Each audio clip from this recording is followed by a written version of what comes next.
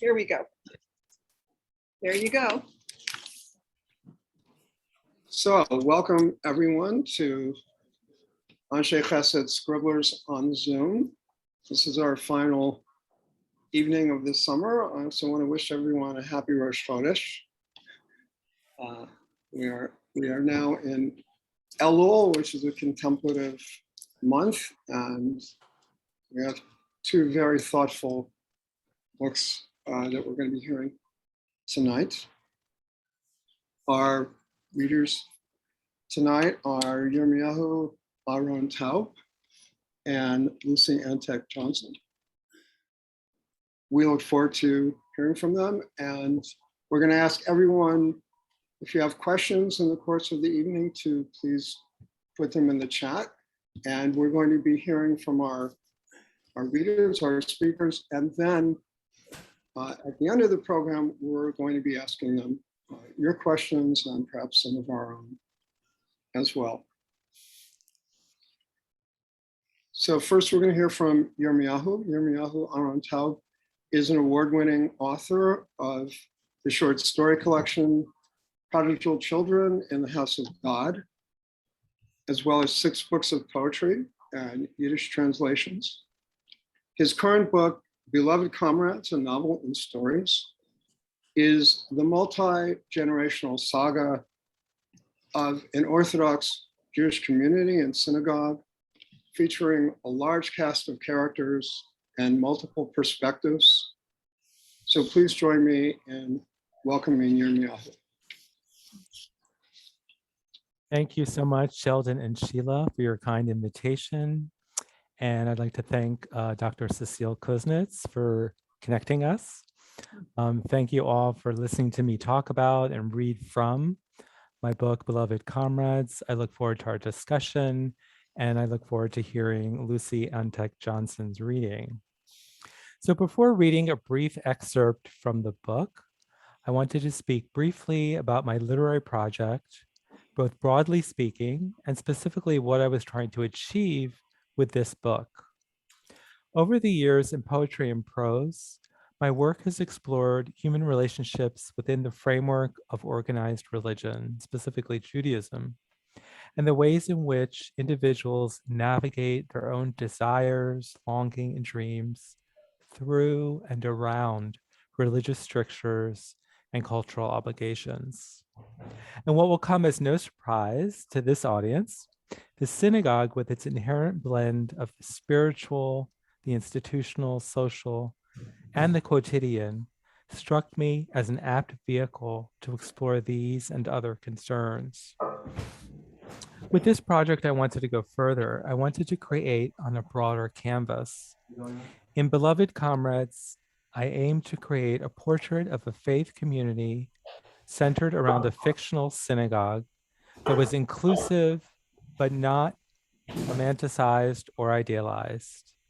I wanted to shine a light on the seemingly ordinary, in quotes, mostly not particularly learned individuals who pursue and participate in a vision of a welcoming Judaism, all in the shadow of an august yeshiva of advanced Talmudic learning. So those two institutions are kind of in conversation, sometimes implicit with each other.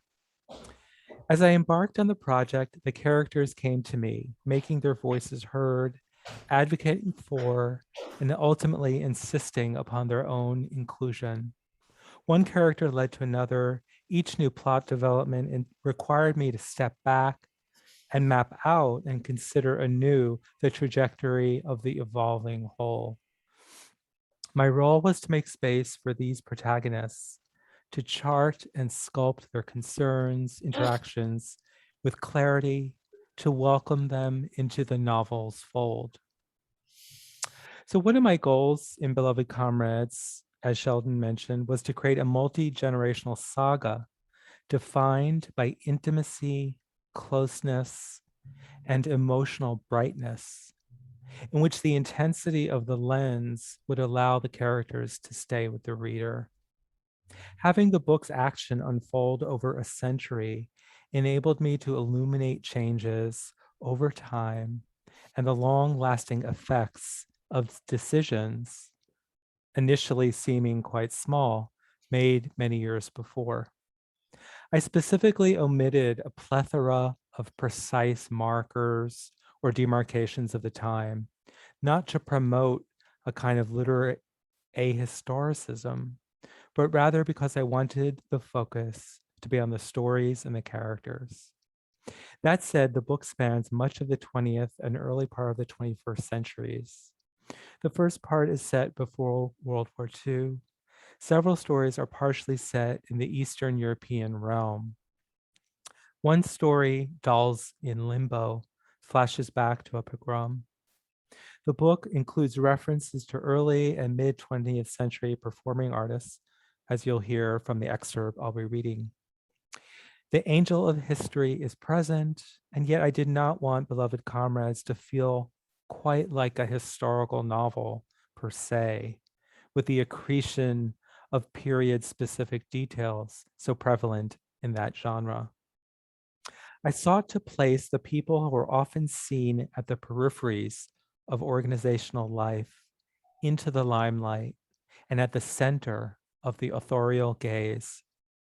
Along those lines, I aim to focus on a gathering place for working people, not on the nearby yeshiva, famed for its learning and scholarship. I also wanted to queer the seemingly conventional space of a communal narrative centered around an Orthodox synagogue. The novel features a character clearly identified as gay at the outset of their story, as well as characters who are later revealed to be gay. The straight characters grapple with the decisions, actions, and selves of the queer ones. In this way, queerness reverberates even in stories whose principal protagonists are straight. Additionally, there are ostensibly straight characters and relationships whose interactions and actions could be interpreted by the reader as queer. I wanted the line between the homosocial and homosexual to be decidedly blurry. So I want to say just a little bit about Yiddish. Yiddish has long played a pivotal role in my work, and I consider myself a Yiddish cultural activist, translator, reader, etc. All of my poetry books have some Yiddish in them. The second book is entirely bilingual. The sixth is entirely in Yiddish. In my fiction, Yiddish words and expressions appear throughout the books. In Beloved Comrades, Yiddish plays a critical role. Two of the characters, Zisel and Yoshua, have formerly studied Yiddish. Yiddish naming and Yiddish forms of names and monikers constitute crucial plot elements. In the original manuscript of Beloved Comrades that I submitted for publication, the story Face à la Façade also had a Yiddish version. For a variety of reasons, the Yiddish version of the story did not make it into the final version of the book. So because the novel covers so much time, I had to make sure that each generation was well represented, that the novel had an overall balance. And then because it's a hybrid genre, a novel and stories, I wanted to make sure that each story stood on its own as a discrete entity, and yet was connected to others around it to form a cohesive whole. That balancing act took some work to maintain. So to many of the characters in the book, the synagogue is their spiritual anchor, the locus of all their dreams, a place for them to connect with God, tradition, friends, and folk. Arnold Kestenbaum founded the synagogue, Congregation Chaverim Ahovim, with the specific goal of it being a welcoming setting for all. And indeed, it largely is. Yet the synagogue is also a site fraught with tension, as lofty goals tangle with ambitions, desires, long simmering rivalries and rage. For others, it is a place they need to escape, yet one which continues to draw them throughout their lives. For Rosa Wachman-Klein, the synagogue is the embodiment of all that she wishes to put behind her. And there are those outside the synagogue community, and indeed the faith, who have to face their own reactions to the synagogue's present. Throughout the book, I sought to balance these ambiguities and tensions. Ultimately, the synagogue figures as a critical life force of its own, essential, but also mysterious, perhaps not entirely knowable, even by its most vociferous advocates. And so now I'm going to read a brief excerpt. And this is from the story called The Last Supper. And it is the first story in part 2 of the book. And the part is called Keepers of the Flame. The story is called The Last Supper. And it's about the Last Supper that Henya, has with her parents before her marriage. And she's about to be married to Rivendell, who's very stern and has already expressed his intense religiosity to her. And so Henny is in the kitchen. She's been preparing. She's serving her parents. This is her kind of Valentine to them. And they're all sort of sharing this night of, shall we say, fraught familial fellowship. And so, yeah, I'll start from, it's on the middle for anyone who's reading. It's on the middle of page 96, and it's after the 3 stars. Would you like some fried white fish, Mama? Henny asked. Yes, please, Henya. It's out of this world. Just the right amount of breadcrumbs and oil, and not too long in the frying pan either, Mama answered. Henny was pleased. Mama really had approved the entire meal. Or maybe she was being particularly fulsome in her praise, since Henny was about to be married. Given that her wedding was tomorrow night, Henny couldn't believe that she spent all day creating such an elaborate multi-course meal and was now eating it with her parents. She really ought to have been going through the last-minute wedding preparations to make sure that everything was on schedule and arranged according to plan. But all of that was done. Her parents visited the wedding hall. The flowers, the band, and the food courses were all in order. Henny wrote the place cards herself in a hand she hoped was neat and festive. She added some flourishes on the cursive L's and T's. Henny's wedding dress was hanging in her room. Just thinking of it made her smile. It had a lacy pattern over a silk bodice and sleeves and a simple skirt with a seed pearl border sufficiently above the train. Rochelle is Henny's mother, had selected it together. Could something go wrong? Sure, something always could. But Henny and her parents really had thought of everything. As she reached for the plate of fish, Henny speared the smallest piece onto her plate. Her bowl of potato barley soup had been too large, and her slice of whole wheat sesame bread had been too thick. She needed to fit into her wedding gown tomorrow. At the rate I'm going, that's not going to happen, Henny thought. Sure, fish was protein, but this fish was fried and breaded. Did I have to cook it that way? No, but it's Mama's or Bubba's recipe, and Mama wanted it done this way. Mama had wanted this supper to be special, as a family, just the 3 of them sharing a meal before Henny left them. There was a phrase on all of their minds about the supper and what to call it, but no one dared utter it. It hovered unsaid, like so much in our household, Henny thought, but still somehow audible between the clinks of the silverware against the china and the praise of Henny's cooking. But it won't be our last, Henny thought, but it will be, she knew, at least as this configuration of 3, this holy trinity, Henny thought, smiling. What are you smiling at, Papa asked Henny. Me, I'm just happy, Henny said. Good. A bride-to-be should be happy on the night before her wedding. Papa seemed reassured. Henny didn't think Velvel would make it a practice of having them dine as a married couple with her parents. She just had a feeling that would not be encouraged. Maybe he didn't trust her parents' level of kashrut. Maybe he would want to make sure that all was cooked to a certain level of rabbinic supervision, that their plates had been dipped properly in the mikveh. Maybe she could invite her parents to their house. Henny wasn't even sure that would be permitted. Would her parents be comfortable? Her father wouldn't care. He just wanted to see his baby girl. Mama, on the other hand, might be more reluctant.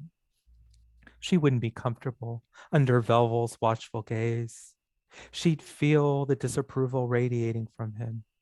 Henny wouldn't be able to tell Mama otherwise, nor would she want to. Of course, Henny's premonitions weren't based on conjecture.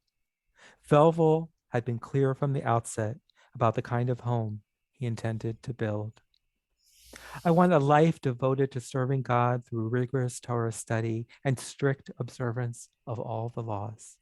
I want to learn and teach, and I would ask my wife to tend a home for our family so that together we can raise God-fearing children. And with that, Velvel paused, testing the impact of his words. Speech, really, since it all seemed so carefully rehearsed. When no reaction was forthcoming, he asked, "Is that something you're looking for too?" Yes, yes, of course, Henny said quickly, if uncertainly. Was it? She really wasn't sure. Velver never asked her to put into words what exactly she was looking for. He only asked if she were looking for the same thing he was. How could she say no? Wouldn't that seem rude or disrespectful? Henny knew she wanted to raise her children in a deeply Jewish home, as she herself had been raised. Hadn't she loved going to services at Chaverim Ahovim all these years? Didn't she love volunteering there, helping with the preparation of the kiddushim and the bake sales and all the other women's auxiliary events? Henny somehow sensed that Velvel wouldn't want her to remain in Chaverim Ahovim after their marriage, just as he probably didn't trust her parents' level of kashrut. It was just something she could tell, even on their first date. Still, Velvel was self-assured, so certain in his ways, so persuasive. He looked as if he'd brook no dissent, not that Henny ever offered any. With his piercing hazel eyes, his well-trimmed beard, his broad shoulders, well-proportioned body, his large hands. And Henny could have gone on. He was so very handsome. Henny couldn't resist his charisma, his magnetism, despite her twinges of misgivings. With just a few adjustments, Velvel could have been looking out at Henny from the pages of the movie fan magazines she devoured in her youth, and still glanced at and bought when she could. Only there he was, sitting across from her at a wrought iron table along the promenade by the river. Pause. And last but not least, Henny thought as she brought out a lemon poppy seed cake with drizzled, translucent frosting. Her parents applauded and exclaimed, "Wow," and "Brava," as Henny cut them, each a generous slice. Here, too, each of them were no less effusive in their praise. "Not too sweet," Mama pronounced with gusto. "It's just right," Papa agreed. "The poppy seeds remind me of Mama's Shabbos challah." Henny thought they were going to make reference to Goldilocks, our own Goldie, but they didn't. Neither did she. "Thank you so much," Henny said. She was indeed grateful for all they had given her, for allowing her to shine. How would she ever leave this circle of adoration? Could she survive outside it? "For everything," she added, bending down to kiss each of them on the cheek. They stopped chewing, smiled, and extended their face sideways, cheeks upturned. There would be no more picture shows, Henny thought suddenly. No more May, Hedda, Barbara, Jennifer, Lauren, Joan, Betty, Rita, Catherine, Judy H., Judy G., Claudette, Ginger, Lana. No more Clark, Gary, Spencer, Buster, Charlie, Humphrey, John G, Edgar G, Groucho, Sid, Fred, Leslie. No more viewing their magnified magnificence on the big screen as the backdrop to her small life, or on the pages of the small zines, almost brown before they were purchased from the pharmacy or posed in their homes, domestically situated, sure, but still no less glamorous. No more slipping off to the Sunday matinee or weekday evening screening with her parents or her Uncle Bernie and Aunt Malka or Bryna Ariel, her girlfriend from Chaver Maovim. No more inhaling the intoxicating scent of unkosher popcorn upon initial entry into the theater. No more trying to tune out its crunch throughout the movie. No more slipping into unfrayed red velvet seats as the curtain opened onto the newsreels. No more deciding to choose the primacy of an interior seat versus the easy access and escapability of an aisle seat. No more moviegoers hissing shh at Henny when she pointed something out to Bryna, not so unlike the way Mama sometimes hissed when the girls were whispering and giggling during services at Chaverim Aovim. No more. No more music. No more Sophie Tucker, Andrews sisters, Barry sisters, Penny Whistlers, Billie Holiday, Ella Fitzgerald. No more Benny Goodman, Duke Ellington, Louis Armstrong, Jelly Roll Morton, Artie Shore, Eddie Fisher, Eddie Cantor, George or Ira Gershwin, Irving Berlin, Cole Porter, Paul Robeson. No more gathering near the standing polished radio, crowned by a doily and a Christmas cactus to hear the songs of the day or to listen to the shows asking about those songs. No more music from the radio at all. No more. Velvel has said as much on a subsequent date at a kosher restaurant. Had it been their third or fourth date? I don't want my wife and children to watch movies or listen to impure music that would contaminate our household and divert us from the path of holiness, he announced over the roast chicken. Henny only nodded. Of course he wouldn't.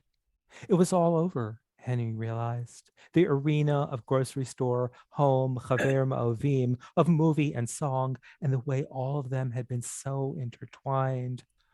All that would be behind her tomorrow night.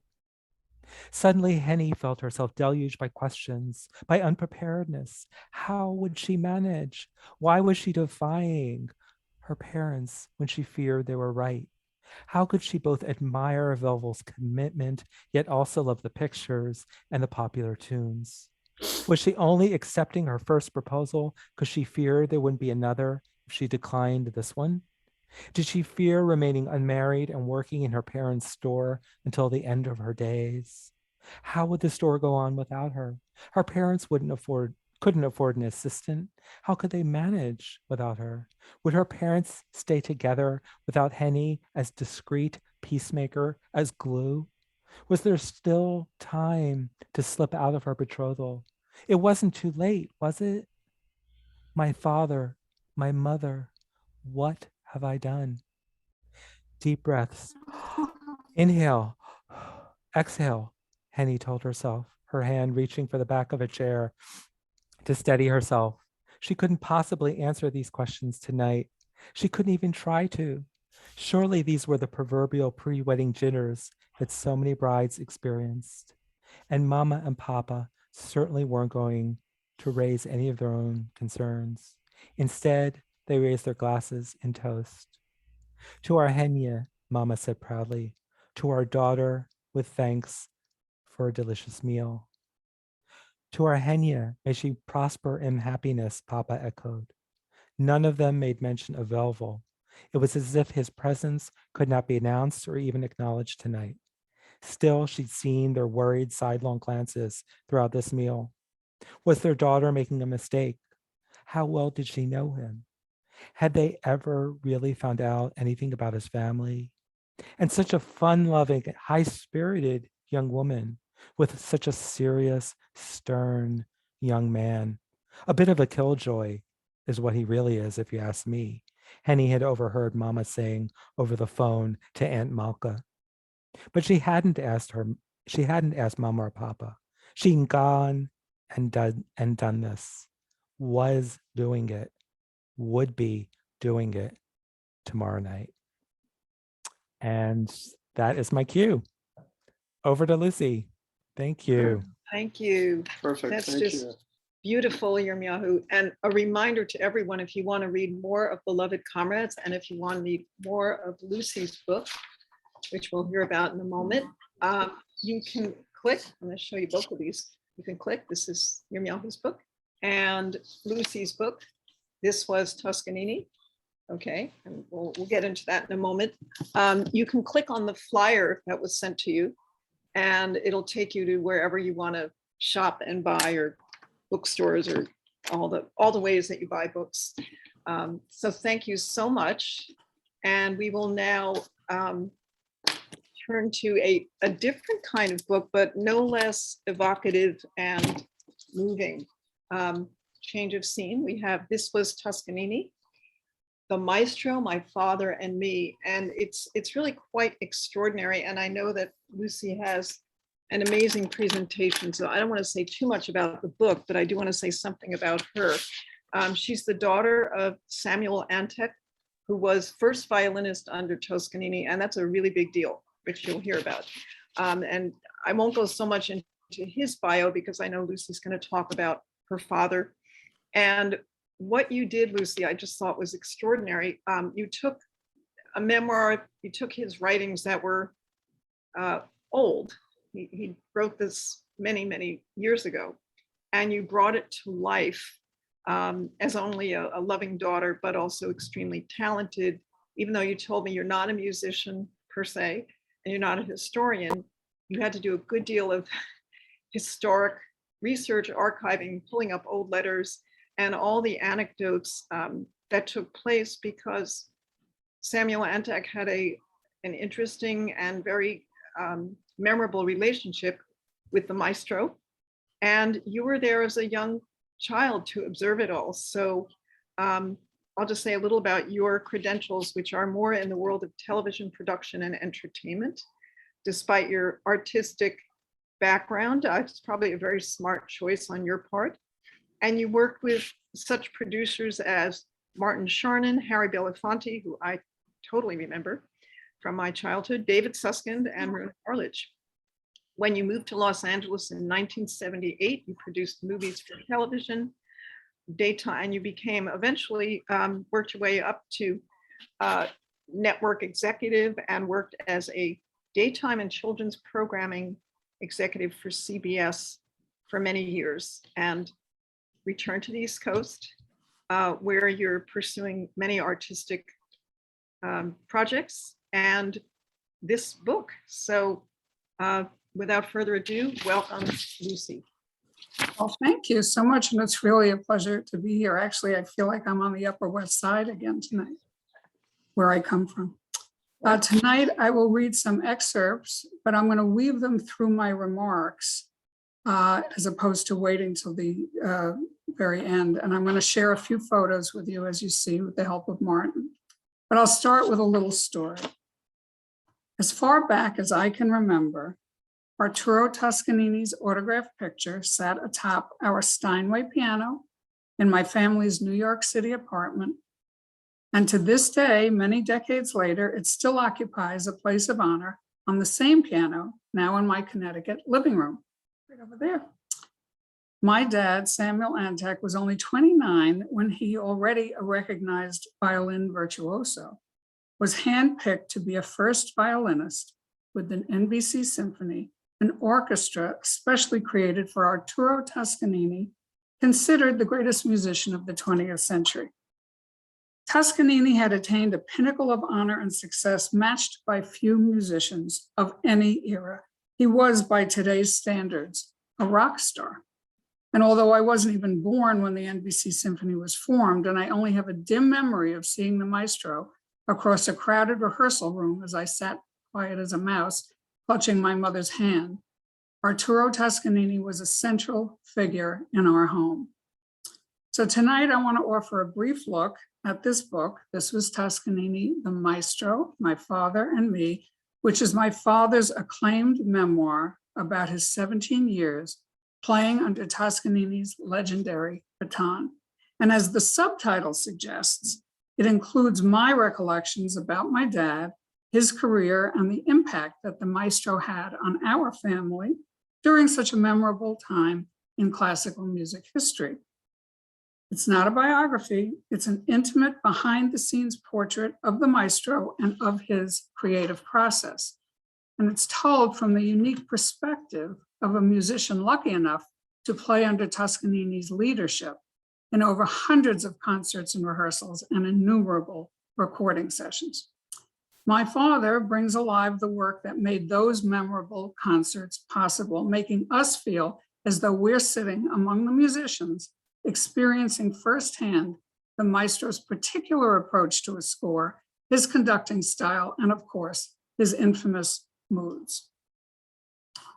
The debut concert on the NBC radio network was performed on Christmas night, 1937, when Toscanini was already 70, and they gave their final concert 17 years later in April 1954, when Toscanini retired at 87.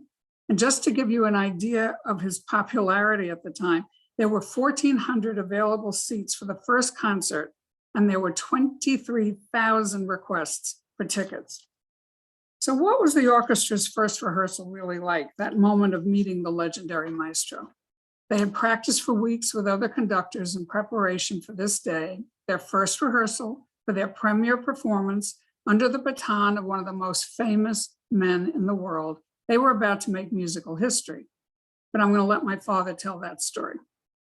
So now I'm going to quote from his part of the book. In the fall of 1937, a great symphony orchestra brought together from the far corners of the world sat in rapt and tingling silence on the huge stage of Studio 8H in Radio City, New York. I was a violinist in that orchestra, and we were awaiting the first appearance of our conductor. The men, instruments in hand, sat nervously rigid, scarcely breathing. Suddenly, from a door on the right side of the stage, a small, solidly built man emerged, immediately discernible with the crowning white hair and the impassive, square, high cheekboned, bemustached face. In his hand, he carried a baton. In awed stillness, we watched covertly as he walked up the few steps leading to the stage. As he stepped up to the podium, we all rose like puppets suddenly propelled to life by the pent-up tension. We had been warned in advance not to make any vocal demonstration, and we stood silent, eagerly and anxiously staring. He looked around, apparently bewildered by our unexpected action, and gestured a faint greeting with both arms, a mechanical smile lighting his pale face for an instant. Somewhat embarrassed, we sat down again. Then in a rough, hoarse voice, he called out, "Brahms!" He looked at us piercingly for the briefest moment and then raised his arms.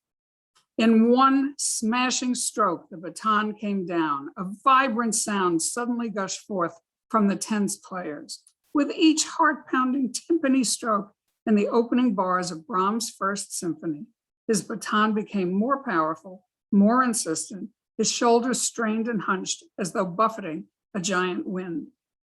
As we in the violin section tore with our bows against our strings, I felt I was being sucked into a roaring maelstrom of sound.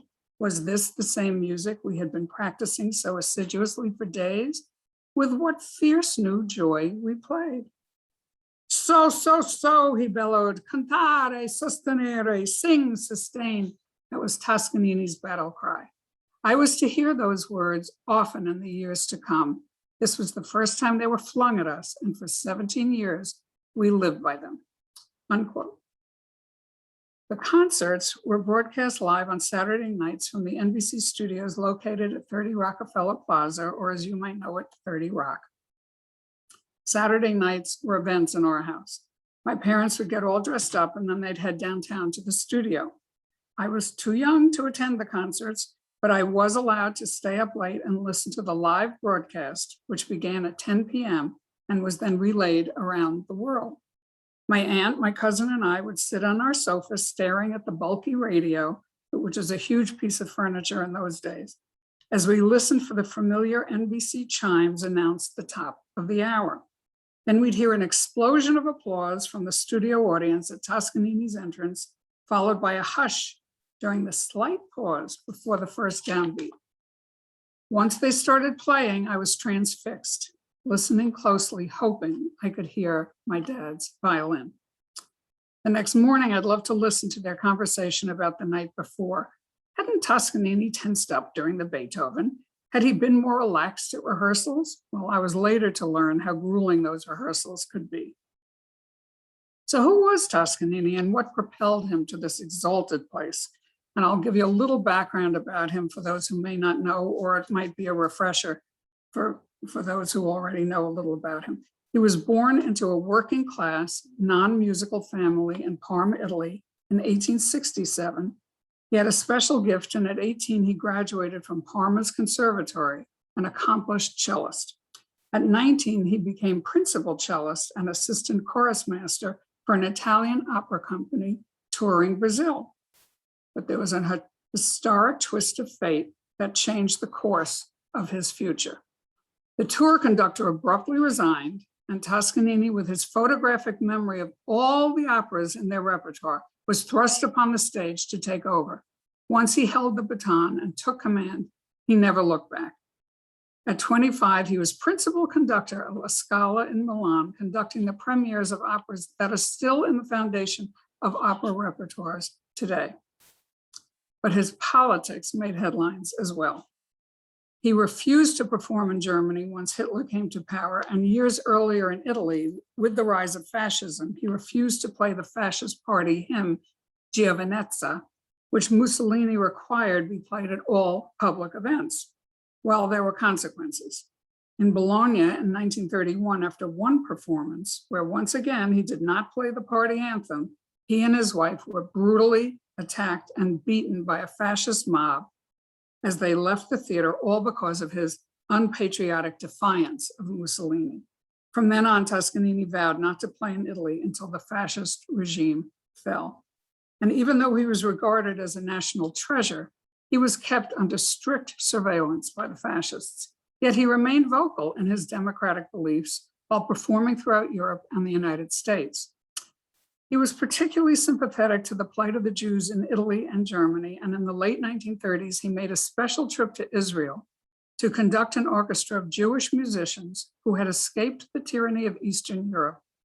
Toscanini wanted to bring awareness to the dire conditions for the Jews who were still left behind. That orchestra became what we now know as the world-class Israel Philharmonic.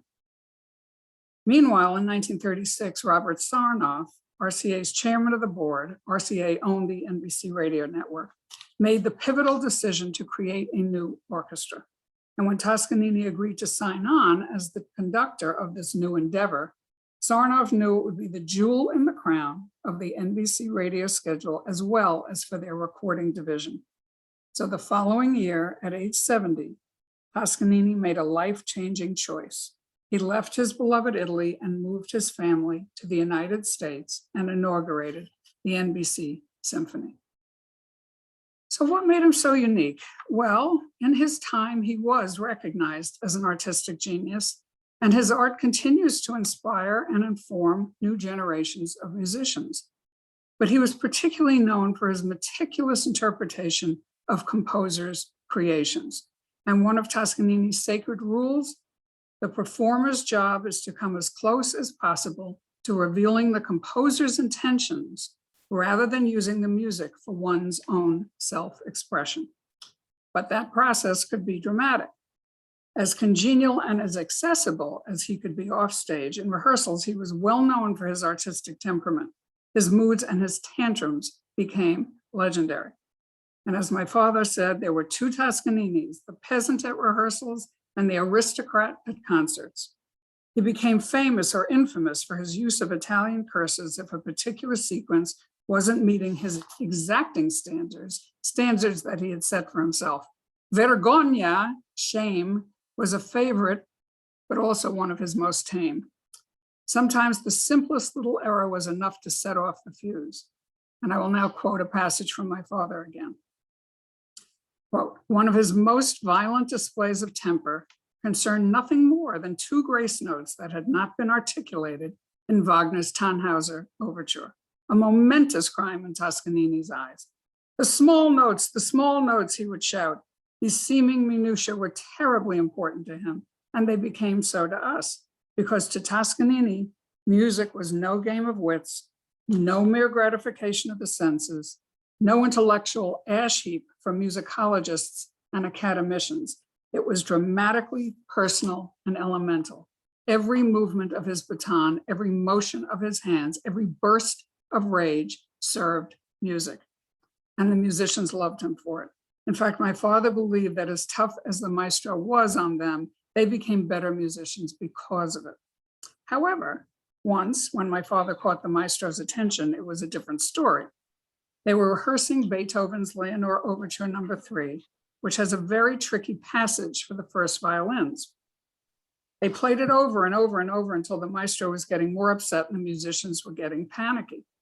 Toscanini kept yelling Vergogna, and then suddenly he turned in my father's direction and shouted, you play alone. I will now read again my father's words. I looked up to see his baleful face, eyes seemingly focused in my direction. I hesitated, uncertain at whom he was actually looking. You, he roared, the last stand. That removed all doubt. I lifted my violin and bow to the audible sigh of relief of those around me, who had been thinking for a horrible moment he might have meant them. The maestro began to conduct. How I managed to get through that passage will always remain a mystery, for my fingers felt like wet sponges and my bow suddenly weighed a ton. I had gotten halfway through when he stopped, glared at me for a moment, snorted an enigmatic humph, and yelled, tutti, unquote. They resumed the rehearsal. But now I'd like to tell you a little bit more about my father. And as I posed the question in the book, who was Samuel Antek? What were his dreams? What were his challenges? Well, he was born in Chicago to parents who, only a few years before, had emigrated from the Ukraine. When little Sammy was 6 years old, he was recognized as a prodigy, and his parents scraped together the money to send him to the best teachers in Chicago.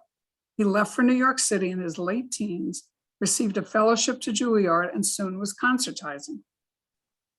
His big debut was in Town Hall, and only a few months later, he was invited into the elite group of musicians hired to be in the original NBC Symphony.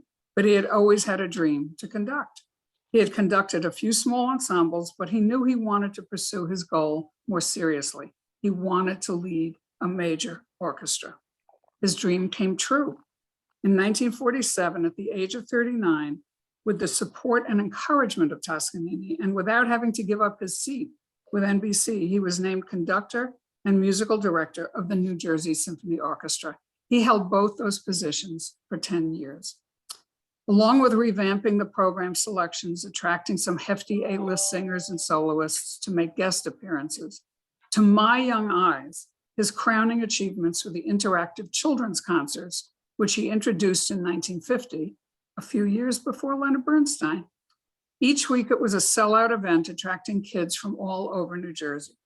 Sometimes I'd sit in the audience, but often I would watch from the wings, beaming with "That's my daddy" pride. His reputation rapidly grew, and soon he was guest conducting major orchestras around the country. And when Toscanini invited him to guest conduct the NBC Symphony, my father's future as a conductor was sealed. So did my family seem different from my friend's family? Absolutely. Other daddies went to offices during the day. Mine was home practicing the violin or at the piano working on a score. I loved sitting next to him at the piano when he was preparing a score for an upcoming New Jersey concert. I'd watch him unfold the mysterious and magical sheets of musical notepaper depicting all the instruments and chorus parts.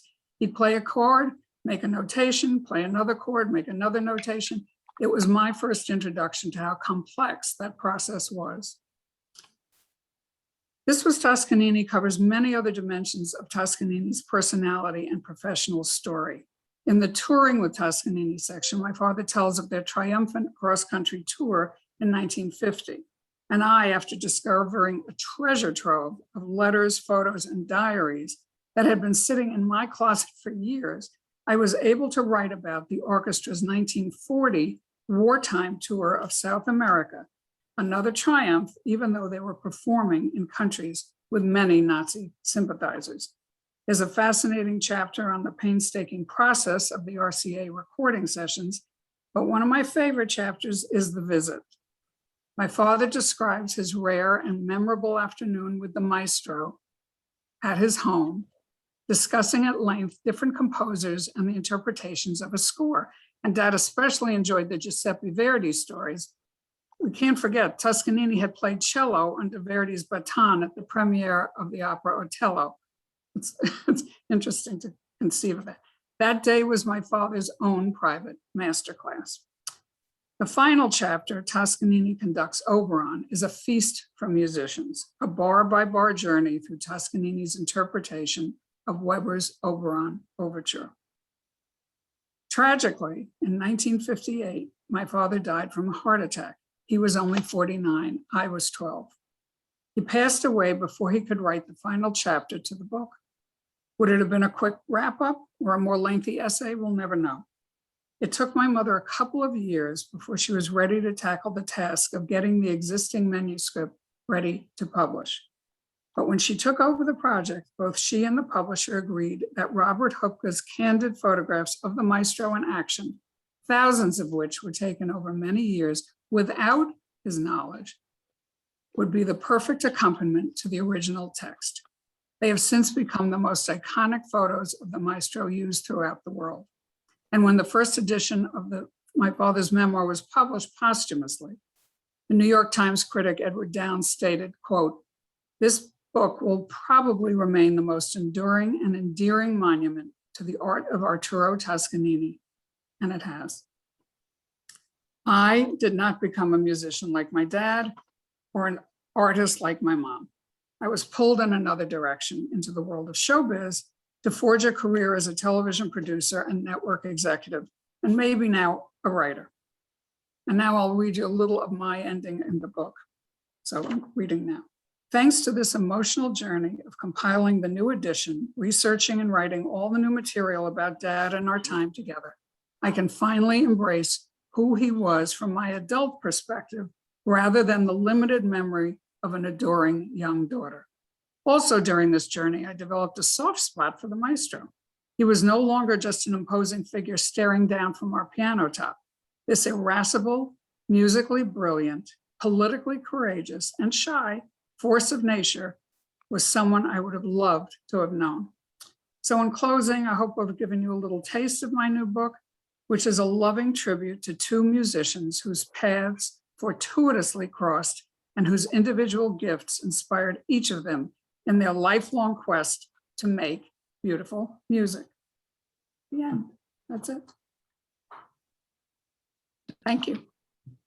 Thank you, Lucy. Oh my, I'm just so moved. And I have to say, in reading the book, knowing very little about Toscanini other than what most of us heard and Samuel Entek, I learned so much. And like Yirmiyahu, even though your books are very different, they both ring of such authenticity and such heart. So I'm going to ask you both the same question, and you can decide who wants to answer it first. You kind of hinted at it, but I always like to know, what is it that really inspired you? These were huge tasks for both of you. And Lucy, when you said all those archival, you know how we all have boxes of stuff from our parents? It must have been monumental. So what inspired you to write this extraordinary book, and how did you, and the second part of that question, and Yirmiyahu, you can mull over this as well.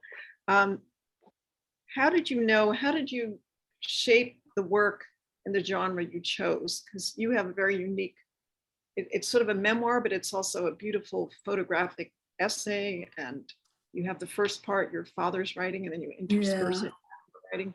So what was your journey? Of course, my father's book, which has been part of my life for the last umpteen decades, and was recognized in its time as the best full-length narrative ever about the maestro, and was embraced by the Toscanini family. In 2017, it was his 150th birthday. And that inspired a lot of articles and books, and one book especially by Harvey Sachs, who, by the way, wrote the foreword for this book, wrote the definitive biography. Really, if there could be such a thing as an 800 page turner, this would be it. And in his book, he quotes from my father's writing. And I went, wow, this is fabulous. Oh my God. And then in turn, the New Yorker, which was doing an article about Toscanini and a review of Harvey's book, also quoted from my father's book. So I said, wait a second, that means these words are still relevant. That means it still matters. I've got to do something about this. And that was the start of the journey. I knew I would have to write maybe a little introduction. I didn't realize how extensive that would become, because I really decided not early on, I wanted to shine a spotlight on my father's career as well, because he doesn't talk about himself in the book. It's first person for him, but he doesn't give you information about him. And so, working with an editor, I wrote these 7 essays which introduce each of his original chapters. And I plotted them out, sharing personal stories and research stories. And here we are. Great. Okay. And So now- you spoke a bit about your process and what was important to you to express, but still there's a lot of specificity in the choices that you made, and I'm wondering if you could talk about that. Sure. Yeah. I mean, I was kind of called to this book when I had started going to writers' colonies in 2014. And previously to that, when I was writing my poetry, I had never gone to a writers' colony. And so I went in 2014 to work on a book of poetry. And then in 2015, I went to the writers' colony at Dairy Hollow in Eureka Springs, Arkansas. And I began to work on a book of short stories. And that really opened up a world for me. I think that gift of having a really long period of time, I had 3 weeks to work on that collection, just kind of opened up a universe. And then the end of the following year, I worked on Beloved Comrades at Rivendell Writers Colony, which was in Sewanee, Tennessee. It's now shuttered. And there was an article in the New York Times called "The Literary South is in Mourning," which was about Rivendell Writers Colony and its closing. So having that gift of time and place and quiet really opened my kind of literary universe, as opposed to scrawling, on screen, just scrawling poems. It allowed me to build a canvas that was richer and deeper and fuller, and to probe really deeply. I mean, Rivendell was in the woods. There was no distraction. There was nothing. It was like the deer, the bears, and us. And it was hard to get to. It's near the University of the South. And so that really kind of opened things up for me and allowed me to go really deeply. My poems had always been narrative-y and kind of prosy, and my writing kind of emerges from the borders of poetry and prose. It's poetic prose and prosy poetry. And I find that's a place where my creativity can really expand and thrive. So yeah, that's some of the impetus. Great, thank you. Lucy, we have 2 coincidences in the chat. Not surprising. Yeah, it's a Jewish group. So Naomi Marcus wrote that her uncle, Arthur Granick, played viola in NBC Symphony with your dad and Toscanini. That's great. So that's the first one. And the second one is that Sarah Coleridge wrote that as a child, she went to the young people's concerts in New Jersey that your father. Oh, my God. Did you see me in the wings?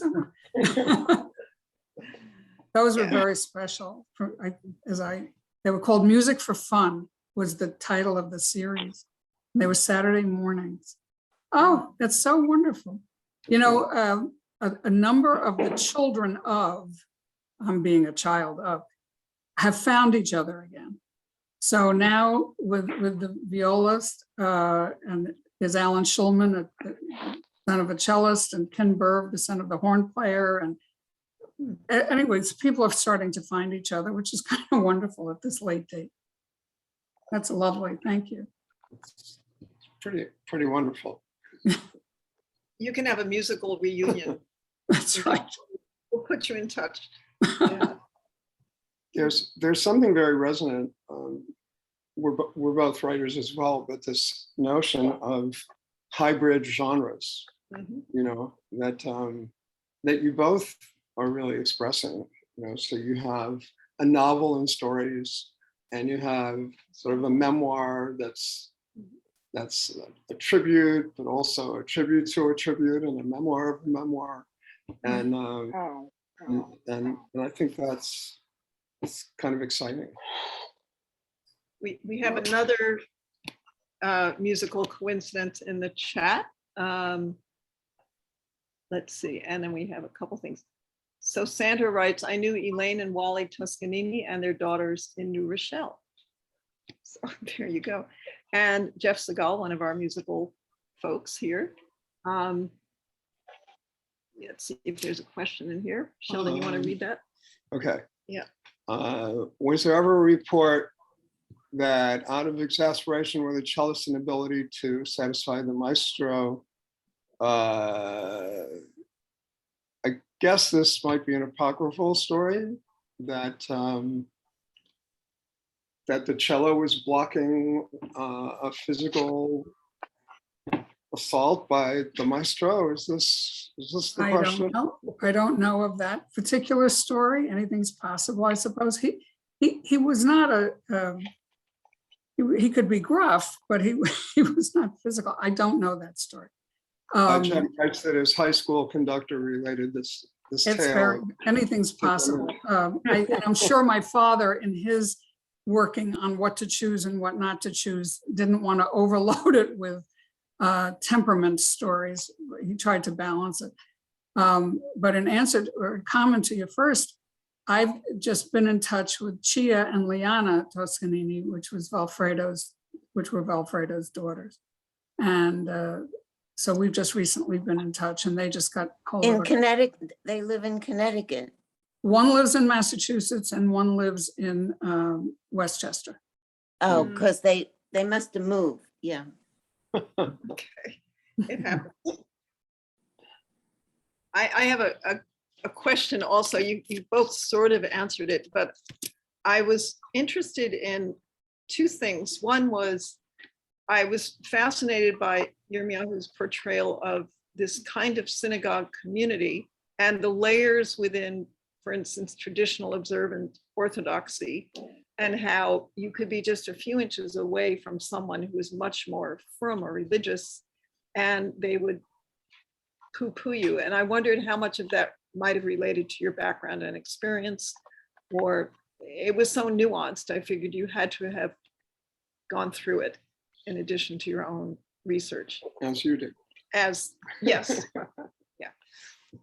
Someday we should talk. Yes. Yes. Yeah, there's a lot to talk about there. There's definitely an interplay. I find that for people who know me, they'll see a lot of my own background in the book. But I also I don't write memoir per se.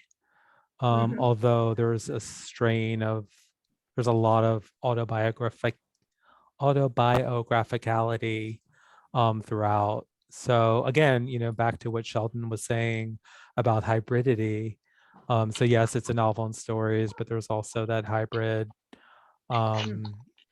fiction, autobiographicality as well. And there was in my poetry too. I mean, some people say that all writers, write autobiographically to some extent, and that's certainly debatable.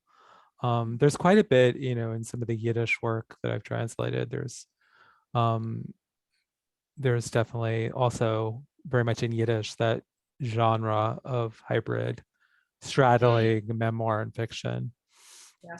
It kind of gives the writer the opportunity to speak about what they know, but also not be bound by it, in terms of that literal, oh my God, did your mother really do that? Kind of thing. And to kind of open the lens and talk about the issues and talk about the histories and the layers of characterization and allowing your mind to roam and your imagination to flower, but also drawing upon those textures, those lived experiences. By the way, I just, Lucy, your description of Toscanini's political courage really moved me. I mean, there was so much in your talk that was so powerful, but I was really struck, Most especially people don't realize especially in this moment that we're in now. Yeah, especially. Yeah, the courage to take a stand against fascism isn't just incredible as an artist, because artists are so vulnerable, Well, he had an advantage being at the time one of the most famous men in the world. He had an advantage. He had a pulpit from but which you could lose that really quickly. he knew that too. If you get blacklisted, if you get it was tough, but it was part of his personality to be so to persevere no matter what. He truly was a humanitarian. Anyway, so thank you. Yeah. Yeah, I think on that note about how topical in a way each of these stories are, given what's going on in the world. And I'm not sure that you each meant that to be, but I was wondering if either of you had found that this last year or so enriched your writing or your next, whatever it's going to be. And Lucy, you said maybe you'll be a writer. I'm wondering how that's going.